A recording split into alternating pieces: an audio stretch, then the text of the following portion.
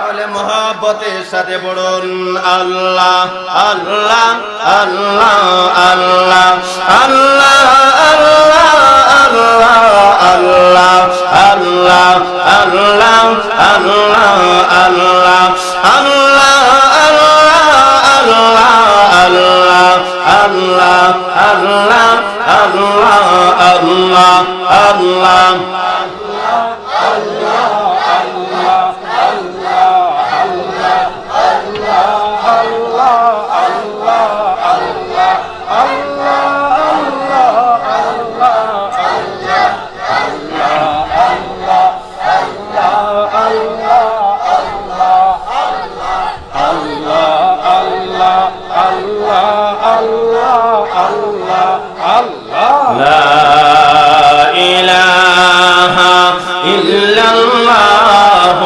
মুহাম্মাদুর রাসূলুল্লাহ সাল্লাল্লাহু আলাইহি ওয়াসাল্লাম জিকির দিয়া বুঝাই দিয়েছেন হুজুর আর 15 মিনিট কয় মিনিট জিকিরের আওয়াজটা বোঝা গেছে আর 15 মিনিট পরে দোয়া করার জন্য আপনারা আমারে বুঝাইছেন হ্যাঁ এখন তো আবার জিকির দেন যেত না তবে আরো যদি বাড়তে চাই যখন সুবহানাল্লাহর প্রয়োজন হয় জোরে সুরে সুবহানাল্লাহ বলবেন তখনই আমি বুঝবো না এর তো জজবা আছে আরো সুবহানাল্লাহ থেকে আমি বুঝা ফেলাম আবার নি নাউজুবিল্লাহ দা সুবহানাল্লাহ বলে কারণ নাউজুবিল্লাহ কোন যেত না হুজুর সুবহানাল্লাহর কথা কইছে আল্লাহ ও আমার ভাই কি কথা বলতেছিলাম মনে আসেনি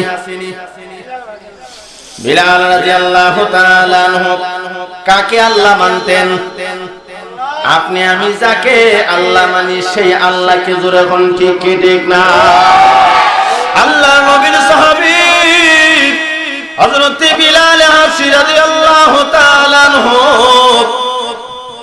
আসলেন নবীর উপরে কালেমা পড়ে মুসলমান হয়ে গেলেন কিন্তু উমাইয়া তো ওনার মালিকও ছাড়ে না যেতেও পারে না আমার আল্লাহর নবীর সাথে সংস্রবে যেতেও পারে না তবে ওখান থেকেই নবীর মহব্বত প্রকাশ পাইতেছে আর আমার আল্লাহর জন্য পাগল হয়ে গেছে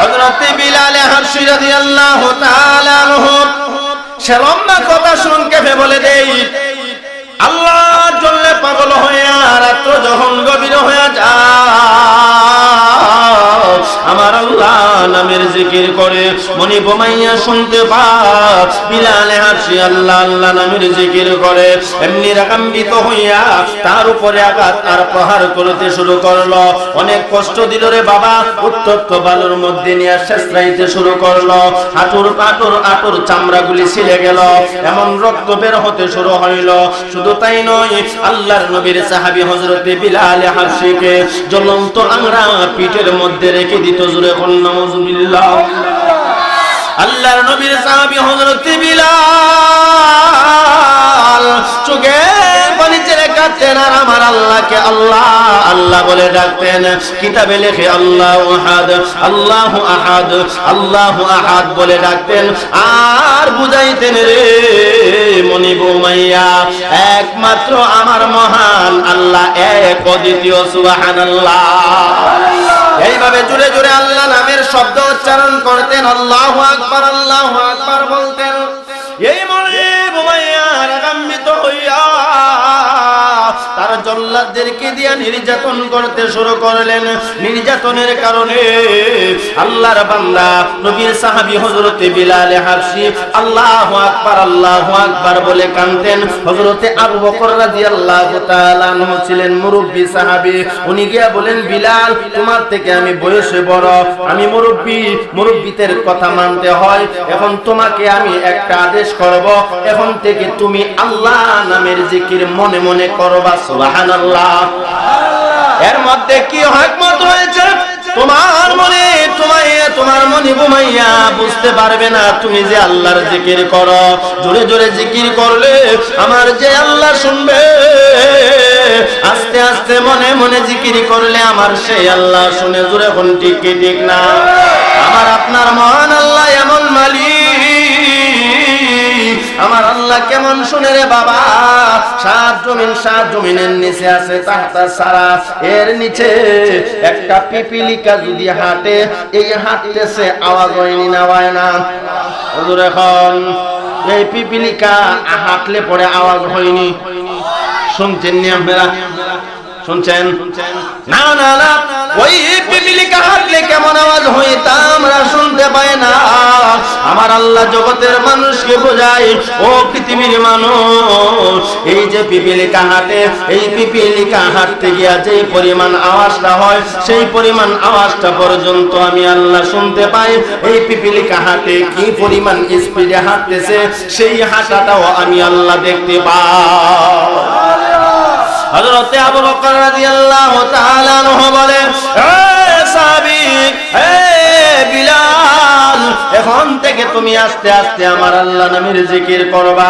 বিলাল হাফসি বলে, ঠিক আছে, আপনার বুদ্ধিটা ভালো, মনে মনে জিকির করে, মনে মনে জিকির করে, কিন্তু ঈমানি জজবা যখন ভিতরে ওইটা যায় আর সামলাইতে পারে না, জোরে জোরে শুরু করে আল্লাহু আকবার। মনিব মাইয়া রাগান্বিত হয়ে আবার প্রহার করতে শুরু করেন। হযরত আবু বকর সিদ্দিক রাদিয়াল্লাহু তাআলা আনহু বলেন, রে মনি, রে বিলাল হাফসি, তোমারে না বললাম আস্তে আস্তে বলবা, তুমি কেন জোরে বলো?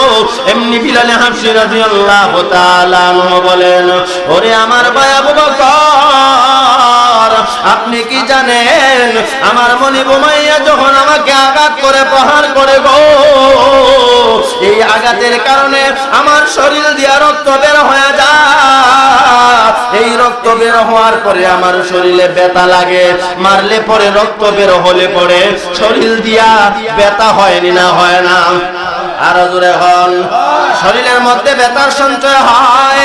হযরত বিলাল হাফসি বলেন, আমাকে যখন আঘাত করা হয়, শরীর দিয়া যখন রক্ত বের হয়, আমার শরীরের মধ্যে ব্যথার সঞ্চয় হয়, কিন্তু আমি যখন আল্লাহু আকবারের ধ্বনি মারি, আমি বিলাল যেন দেখি আমার শরীরের সমস্ত ব্যথা দূরীভূত হয়ে যায়।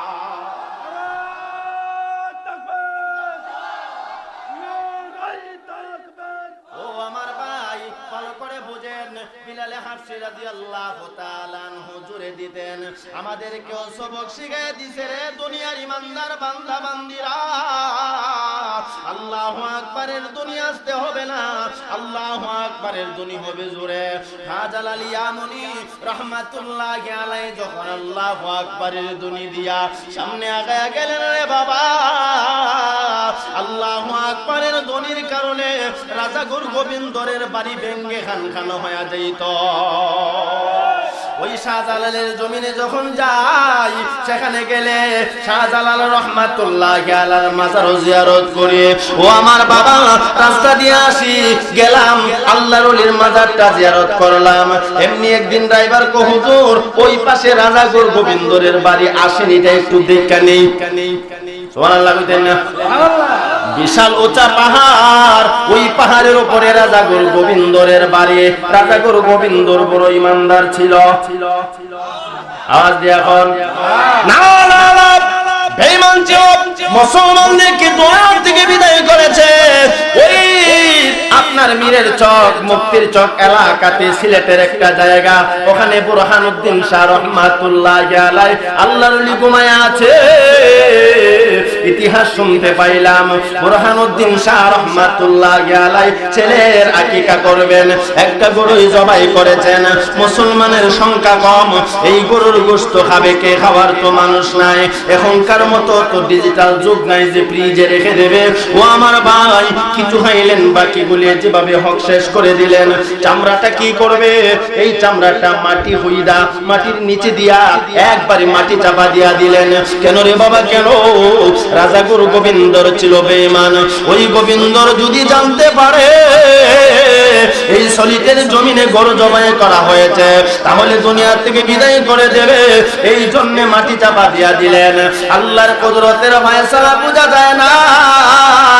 আকাশের মধ্যে কাক গুলি উড়তেছে, একটা কাক মাটি আশ্রাইয়া অল্প একটু গোশতের টুকরা ছিঁড়ে যখন রওনা দিলেন, আল্লাহর কুদরতের ফয়সালা রওনা দেওয়ার সময় একবারে রাজা গুরু গোবিন্দরের বাড়ির উপরে দিয়া যাইতে যাইতে বাড়ি বরাবর গেছে, যাওয়ার পরে এক ঠ্যাং থেকে আরেক ঠ্যাঙে নিবে এই মুহূর্তে ছুটটা গেছে। কি হয়ে গেছে? আরো জোরে বল। রাজা গুরু গোবিন্দর কত বড় বেঈমান, কত বড় জালেম ছিলেন। ওই রাজা গুরু গোবিন্দর চেয়ার ফেলে সিলেটের জমিনে বসে আছেন, এমনি সেন্টার বরাবর হচ্ছে টপদা। সেন্টার বুঝছেন নি? একবারে নাকের সেন্টার ফরার হরে কি হইল রে? এমনি দেখে গরুর গোশতের টুকরা দেখা যায়। এলান করে দিলেন, এই সিলেটের জমিনে কে গরু জবাই করেছে দেখো। কোন হিন্দু মানুষ তো গরু জবাই করতে পারে না। তল্লাশি লাগাও, মুসলমান কে কে আছে তাদের বাড়িতে তল্লাশি লাগাও। ওই রাজা গুরু গোবিন্দরের সন্ত্রাসীরা তল্লাশি লাগাইয়া হযরতে বুরহানুদ্দিন শাহ রহমাতুল্লাহি আলাইহির বাড়িতে গেলেন। গিয়া দেখে ওইখানে গরু জবাই করা হয়েছে। বাদশার পক্ষ থেকে ডাকা হলো, ওই বুরহানুদ্দিনকে ডাকো। ডাকলেন, ডাকার পরে বললেন তোমার বিবিকে আনো। স্বামী স্ত্রী দুইজন গেলেন। এই গরু কেন জবাই করলা? জবাই করেছি আমার ছেলের আকিকা করেছি, যেটা মুসলমান ধর্মে আছে, আছে না নাই? আরো জোরে এখন। আকিকা করলা কেন? আমার ছেলের জন্য আমি আকিকা করেছি। এমনি রাজা গুরু গোবিন্দর বলে গুরু জবাই করেছে ছেলের জন্য, ছেলেটা কোথায়? ছেলেটা নিয়ে আসো। এমনি দেখা যায় বুরহানুদ্দিন শাহ বলে আমার ছেলেকে কেন দেখতে চা? ঘটনা তো কেমন কেমন লাগে। তোর এখন ঠিক কি ঠিক না? ও আমার ভাই 2-4 মিনিটের ভিতরে ফিনিশিং দিচ্ছি, মোনাজাতটা করে যাবেন। ওই বুরহানুদ্দিন শাহ রহমাতুল্লাহি আলাইহি এই আপনার ছেলেকে নিয়ে গেলেন। বিবি বলে স্বামী গো, আমার মন বলছে আমার ছেলের উপরে ওই জল্লাদ ওই রাজা গুরু গোবিন্দর আঘাত করতে পারে। মা কেমন জিনিস রে বাবা, দুনিয়ার কোন মানুষ সন্তানের বিপদের কথা জানে না, কিন্তু মার কলিজাতে জানা হয়ে যায় না, যায় না। সন্তান বিপদে পড়ে গেছে, মার ভালো লাগে না, ভালো লাগে না। সন্তান বিদেশের বাড়িতে, মা বাংলাদেশ থেকে বলে আমার সন্তানকে ফোন লাগাও, মনে হয় আমার সন্তান বড় বিপদের মধ্যে পড়ে গেছে, কারণ আমি মার বুকটা ধরপড় করতে আছে। এমনি ফোন লাগাইয়া দেখে ওই বিদেশের জমিনে সন্তানটা গাড়ি অ্যাক্সিডেন্ট করেছে। সুবহানাল্লাহ। আমার দেশের বাস্তব ঘটনা রে বাবা। মা দক্ষিণে বলে বিদেশের জমিনে যখন ফোনটা লাগাইয়া দিলাম, এমনি শুনতে পাই কে জানি বলে রে মা তোমার সন্তান কথা বলবে না, তোমার সন্তান কথা বলতে পারবে না, তোমার সন্তান গাড়ি অ্যাক্সিডেন্ট করেছে। এমনি মা দুইটা হাত উঠাইয়া ফোনটা ছেড়ে দিয়া কান্দে আর বলে মাওলা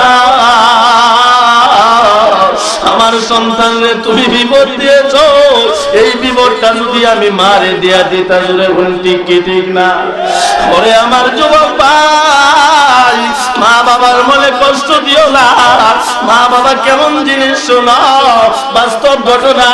মা দুঃখিনী কান্দে আর বলে ওগো মাওলা কারিম আল্লাহ, আমার ছেলের তুমি হায়াত লম্বা করে দাও। আমার মাথায় যত চুল আছে সেই চুল পরিমাণ হায়াত আমার সন্তানটাকে দিয়া দাও, ঠিক কি ঠিক না? বাস্তব ঘটনা বলি, সিলেট রানাফিং মাহফিলে গেলাম গত 17 সালের 19 জানুয়ারি। আসার সময় গাড়ি অ্যাক্সিডেন্ট করলাম, আমার কিছু হয় না, এই গাড়িটা ভেঙে খান খান হয়ে গেছে, শেষ হয়ে গেছে। আল্লাহ আমারে বাঁচাইছে, ড্রাইভারেরও কিছু হয় নাই, হালকা একটু ধূপ পাইল। রাত্র বাজে 3টা থেকে 3:30, বাড়িতে ফোন লাগাইলাম, বিবি ধরলো, জিজ্ঞাসা করলাম মা কোথায়? এমনি ডাক দিয়া বলে মা নামাজে দাঁড়াইছে। আমি আল্লাহকে ডাক দিয়া বলেছি আল্লাহ তুমি আমারে বাঁচাইছো, মা নামাজে দাঁড়াইয়া থাকবে, আমার আল্লাহ সন্তানকে গজব দিয়া শেষ করতে পারে না, ঠিক কি ঠিক না? আমার বাবা সেই ঘটনা মনে হইলে চোখের পানি ধরে রাখতে পারি না। চোখের পানি ছেড়ে যখন কান্দি, বিবি বলে কি হইল? বললাম গাড়ি অ্যাক্সিডেন্ট করেছে, গাড়িটা শেষ হয়ে গেল। আল্লাহ যে কেমনে বাঁচাইলো আমার আল্লাহ ভালো জানে।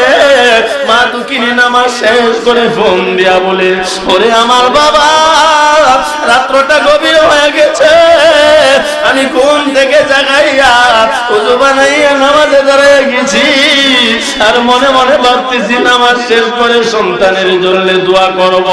ও আমার বাবা, মায়ের মনে কিন্তু জাগনা দেয়নি না, দেয় না।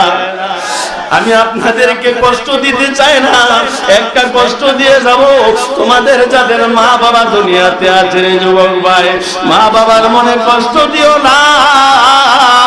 আল্লাহর নবী বলেন উম্মতের দল, মা বাবার মনে যদি কষ্ট দাও আল্লাহর কুদরতি দিল বরদাস্ত হয় না, ঠিক কি ঠিক না? এই জন্য আমার বাবা যাদের মা বাবা আছে, মা বাবার খেদমত করবা, ওইটা আমার বিষয় না, ওই দিকে আমি যেতে চাই না। রাজা গুরু গোবিন্দর যখন বুরহানুদ্দিন শাহ রহমাতুল্লাহি আলাইহির সন্তানকে চাইলেন, বুরহানুদ্দিন শাহ নতুন কাপড় পরাইয়া যখন রাজা গুরু গোবিন্দরের কাছে নিয়ে যায়, মা দুঃখিনী কান্দে আর বলে, ও স্বামী, ওই রাজা গুরু গোবিন্দর বড় জালেম, আমার মন সাক্ষী দিচ্ছে, আমি মার মন বলছে, ওই ফেরাউন, ওই জল্লাদ, ওই রাজা গুরু গোবিন্দর আমার সন্তানকে রাখবে না। মায়ের মনে আগেই জাগনা দিল, মায়ের সাথে সাথে গেল। যাওয়ার পর রাজা গুরু গোবিন্দর বলে, ওরে বুরহানুদ্দিন, তোমার ছেলেটাকে গরু যেমনি ভাবে জবাই করেছিলে, তোমার ছেলেটাকে জবাই করে দাও। আওয়াজ দিয়া বলে, এই বুরহানুদ্দিন শাহ আল্লাহর ওলি চোখের পানি সামলাইতে পারে না রে বাবা, কান্দে আর বলে, মালিক, আজকে আমার সন্তানকে নিজের হাতে জবাই করা লাগবে গো। আল্লাহ বাবা হইয়া সন্তানকে কিভাবে জবাই করব? বাবাই সে লম্বা কথা, শেষ পর্যন্ত জবাই করা লাগছে। সন্তানকে দুনিয়া থেকে বিদায় করে দিছে ওই জল্লাদ, ওই সন্ত্রাসী, ওই বেঈমান রাজা গুরু গোবিন্দর, ঠিক কি ঠিক না? আরো জোরে বলেন, ঠিক কি ঠিক না?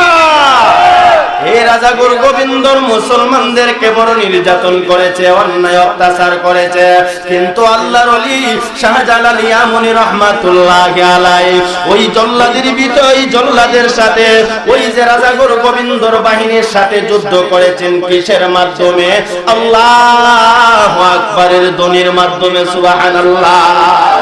আমি যেই কথা বলতেছিলাম, মুসলমানের আওয়াজ হবে জুড়ে, আয়েশা জালাল ইয়ামুনি রাহমাতুল্লাহি আলাইহি আল্লাহু আকবারের ধ্বনি দিলে যদি বেঈমানের কামরা ভেঙে খানখান হতে পারে, আমরা মুসলমান যদি আল্লাহু আকবারের ধ্বনি দেই, কেন বেঈমানের কামরা, ওই বেঈমানের ঘরবাড়ি ধ্বংস হয় না? বেঈমান কেন ভয় পায় না? আমাদের ঈমান হয়ে গেছে দুর্বল। জোরে এখন কথা ঠিক কি ঠিক না? এই জন্য আমাদের দোয়া আল্লাহর দরবারে কবুল হয় না। এত দোয়া করি কেন কবুল হয় না? আমার ভিতরে নেফাকি আছে, আমার ভিতরে গুনাহ আছে, ওই গুনাহ লইয়া আল্লাহর দরবারে দোয়া করি, সেই দোয়া আমার আল্লাহ কবুল করে না, ঠিক কি ঠিক না? না হয় মুসলমান যদি আল্লাহর দরবারে দোয়া করে, আমার আল্লাহ তো সেই দোয়া ফিরিয়ে দিতে পারে না। জোরে কোন ঠিক কি ঠিক না?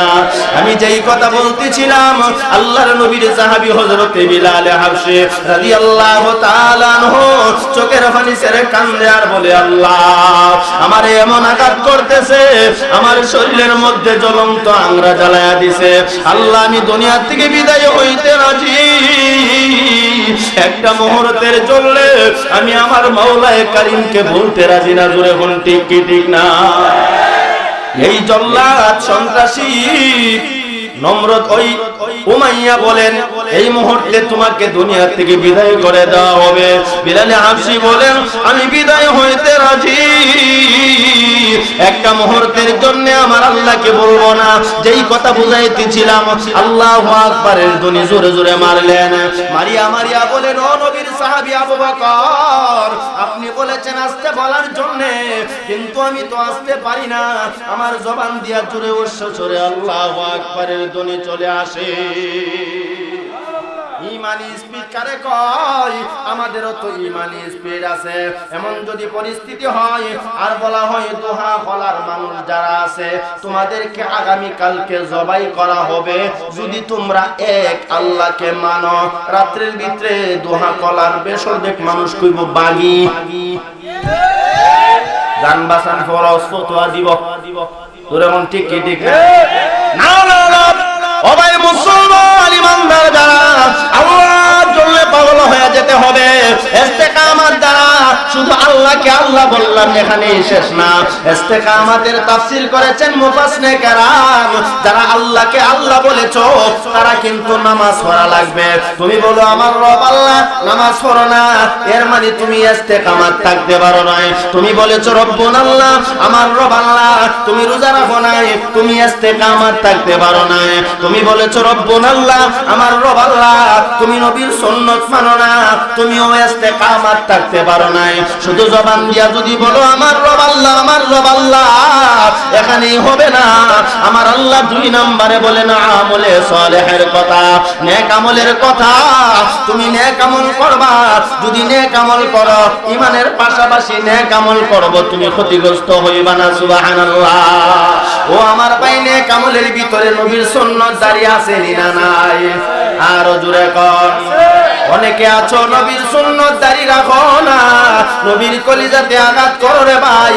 কোন দিন জানি মালাকুল মউত আজরাইল চলে আসে, আর কোন দিন জানি দুনিয়া থেকে বিদায় হয়ে যাও, আপনার আমার কারো জানা নাই।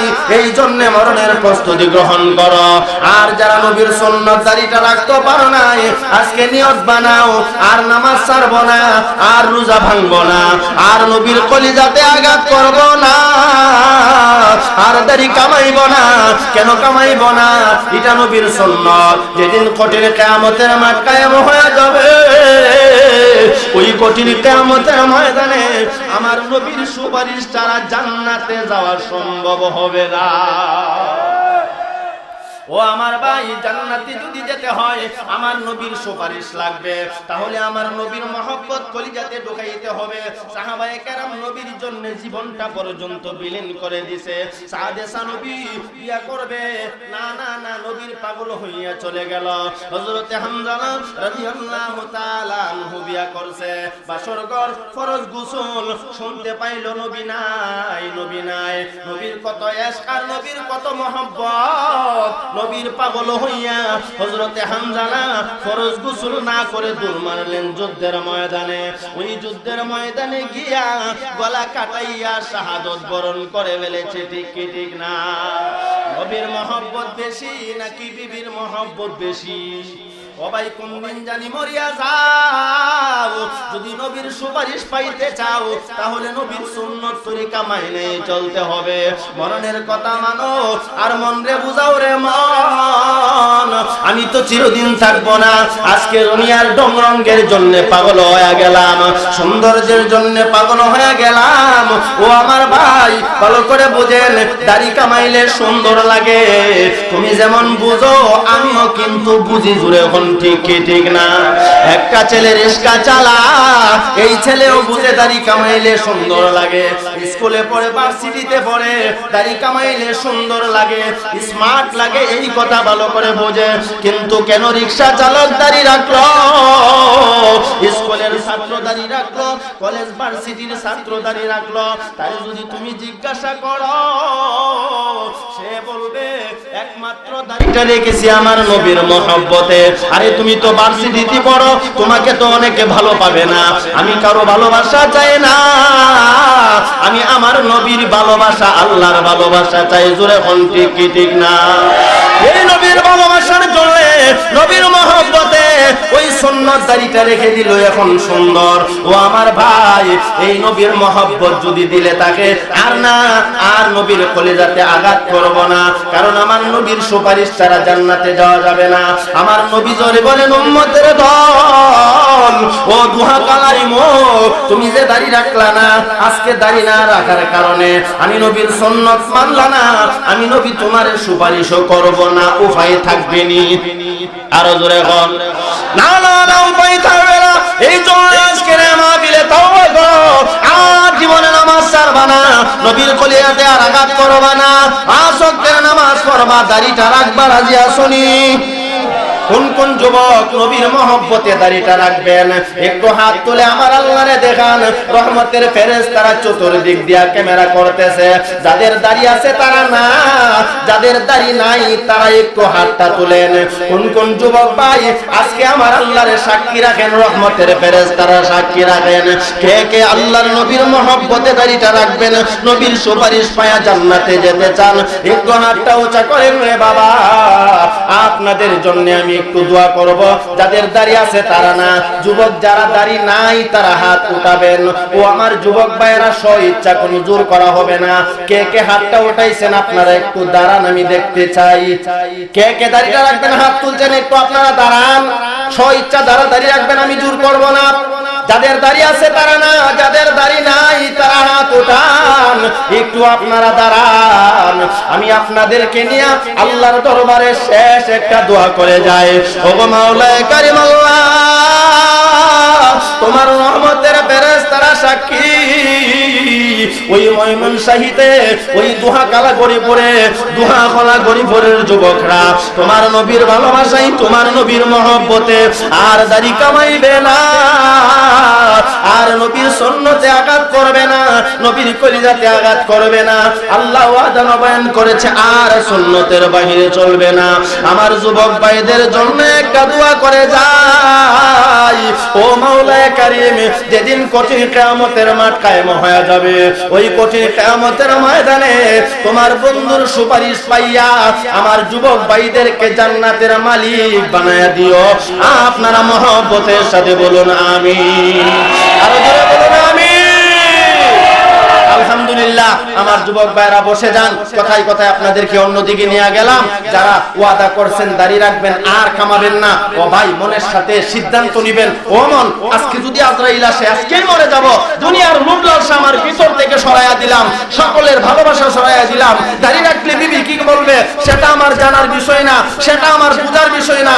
আমার বিষয় হলো নবী মুহাম্মদ রাসূলুল্লাহর মহব্বতে আমি দুনিয়া থেকে বিদায় হইতে রাজি। জোরে বলেন ঠিক কি ঠিক না? নবীর জন্য আমরা জীবন দিতে প্রস্তুত, ঠিক কি ঠিক না? যদি কোনো বেঈমান নাস্তিক আমার নবীর সুন্নতের বিরুদ্ধে কটূক্তি করে, আমার নবীকে নিয়ে কটূক্তি করে, তাদের বিরুদ্ধে আমরা যুদ্ধ ঘোষণা করতে রাজি, ঠিক কি ঠিক না? আল্লাহ আমাদেরকে কবুল করুন। সকলে বলুন আমিন। আরো জোরে বলুন আমিন। মহব্বতের সাথে একটু জিকির করেন লা ইলাহা ইল্লাল্লাহ, লা ইলাহা ইল্লাল্লাহ,